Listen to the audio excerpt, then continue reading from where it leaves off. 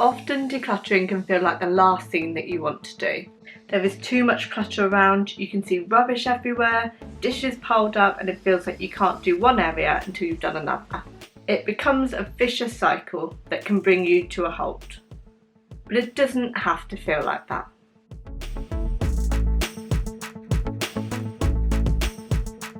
Hi, my name's Rachel. I do videos about decluttering, minimalism and my no spend year.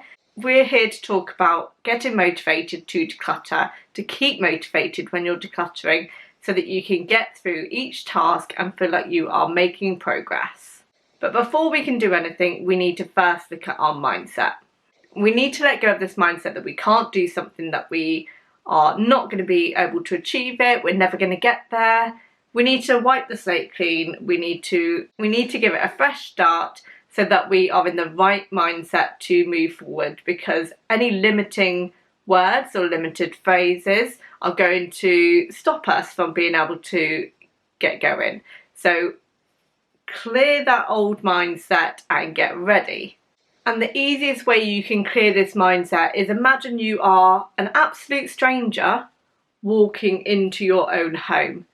So if you were to go to a friend's house and make observations about their home, what is it that you would do? You're going to put that into your own home. So imagine you are the stranger coming into your home.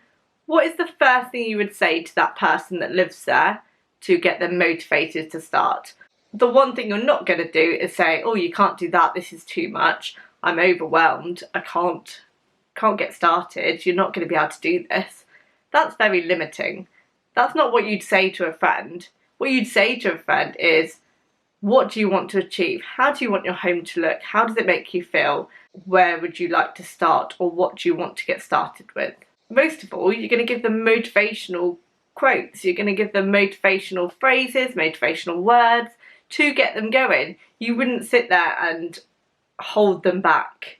You would be there to encourage and motivate. So you're going to do that to yourself. You're going to give yourself a little pep talk and tell yourself that you can absolutely do this. You have got this. You are going to make it. You are going to get to the end. And it's okay if it takes time. It takes as long as it takes. That's it. That's your mindset change from being limiting to being open and motivational. Do you need to tidy before decluttering? And realistically, yes. When you look around your home and you're feeling overwhelmed with the idea of decluttering, it's because there's other stuff to do first. And that is going to limit your ability to declutter. You actually do need to tidy to an extent. Not completely. That would completely waste your time. You need to tidy to an extent to be able to get rid of some of the basics. And it's kind of similar to how I would tackle a room when I was decluttering anyway. I would start by grabbing a bin bag and I'd take out all of the rubbish. I'd then collect up any dishes and I'd then collect up any laundry and put the laundry on. So it's like doing the 5 things tidy method. You're going to do rubbish first, then dishes, then laundry. You need to get some of those basics out and you need to put them in the right place and get them tidied up and cleaned up, ready to be able to make a proper assessment. Because how can you look at a whole category if you know that some of your dishes are in different rooms and haven't been collected up together? So before you can declutter, you do need to have things in the right place. So you need to go through that rubbish, through the dishes, through the laundry, put any laundry on, get them all cleaned up, ready to go. Then you have, in the 5 things tidy method, you have things that have a place and things that don't have a place. Things that have a place, pop those back and put them in the place that they should be. And anything that doesn't have a place, that hasn't been given a home yet, you're just going to contain those in a basket or box. And those are some of the items that we're going to look at whether or not to declutter. But once you've got rid of that other excess, you are now at a starting point for decluttering. And you could just do that within one room. So just within one bedroom, you do the rubbish, you do the dishes, you do the laundry, and then put things back. Then you're in a position to be able to see clearly what you need to do. Which brings us nicely on to our next step of start small. Sometimes we don't get motivated because we feel like we have to do this big job and it's too much to do in one go, and it probably is too much to do in one go. But if you start with one drawer, one shelf, one cupboard at a time, you can work in that area, complete that area, and know that you are ready to move on without having a mess kind of trailing behind you. So starting small is going to really help you. I share little acts of decluttering on social media, and it tells you a daily act of decluttering that you could do, which is one small area at a time. So if you want to follow along, you can do. I also have a PDF document with the month on, so that you can see exactly what you're decluttering each day on my website, declutteryourlife.co.uk. So that is available for you for free too. If you're enjoying this video so far, don't forget to give it a thumbs up and press subscribe so that you can find out about new videos, and particularly make sure you got that bell so that you get notifications about when my next video is uploaded.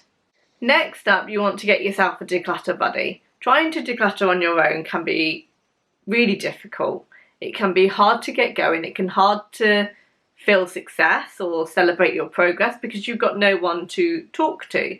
So it could be that you get a friend or family member. They may want to declutter their home at the same time, or they may want to come in and help you with your home, or you may just want to be able to talk to them about it. It can be whatever level that you feel comfortable with, but there's somebody that you can share your progress with, you can share before and after pictures with, and you can just celebrate your success. You could also look at online communities. There are several pages online. I've got a Facebook page as well, Declutter Your Life, if you want to join that and share your progress. I often give conversation starters where you can do that.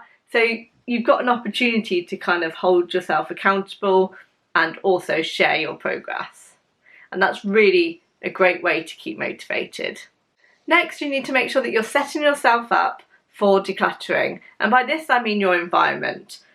Decluttering in itself can be quite an overwhelming task, but if you make it fun, if you do things that you enjoy whilst you're decluttering, like listening to music or your favourite podcast, that might keep you motivated. You're also getting a bit of kind of you time as well, because you're getting that motivational songs or words from people that you find interesting, and it will keep you going. So you could listen to a decluttering or minimalism podcast that just gives you some inspiration and keeps reminding you of the reasons why you should declutter and why you should reduce down what you have.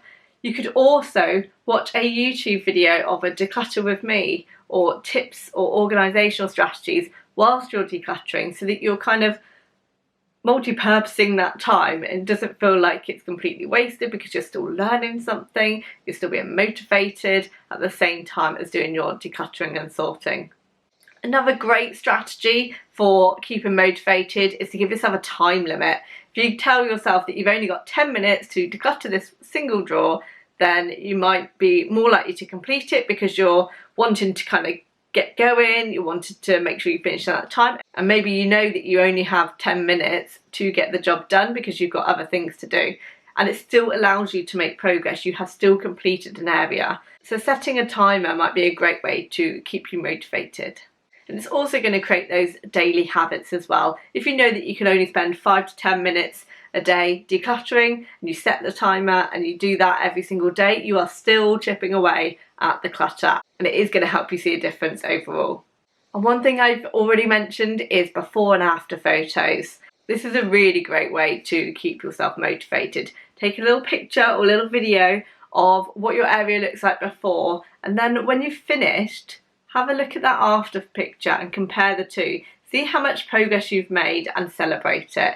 Sometimes it's hard to see that there's progress made, but if you compare it back to what it was, you'll probably see more of a difference than you think. And it's just going to spur you on to go to the next area. And lastly, plan goals and rewards to go with those goals. There's nothing more satisfying than feeling like you're reaching a goal. If your goal is to do a little area of decluttering every single day and you do it, celebrate that at the end of the week. It could be that you get a food treat, or you get a takeaway, or you can treat yourself to a new item of clothing once you've gone through some of your old. Decide what is going to motivate you. It could be that you really want a new wardrobe, or you want new clothes in your wardrobe, but you have got too much stuff to know what clothes you need. So maybe your reward at the end of it is you can buy a new item, so long as you've decluttered some of the old. So having those rewards in place is going to keep you going and keep you thinking, right, I've got to get there.